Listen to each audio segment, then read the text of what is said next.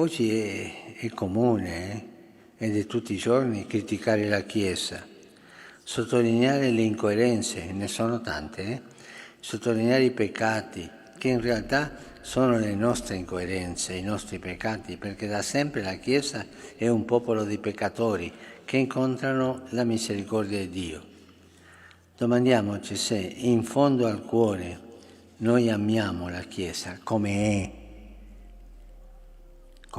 popolo di Dio in cammino, con tanti limiti, ma con tanta voglia di servire e amare Dio. Infatti solo l'amore ci rende capaci di dire pienamente la verità, in maniera non parziale, di dire quello che non va, ma anche di riconoscere tutto il bene e la santità che sono presenti nella Chiesa a partire proprio da Gesù e Maria.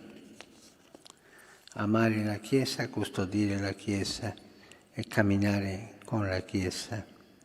Ma la Chiesa non è quel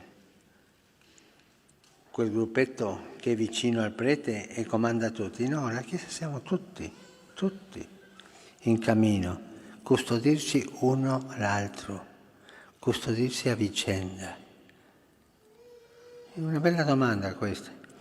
Io quando ho un problema con qualcuno cerco di custodirlo o lo condanno subito, parlo di lui, lo distruggo.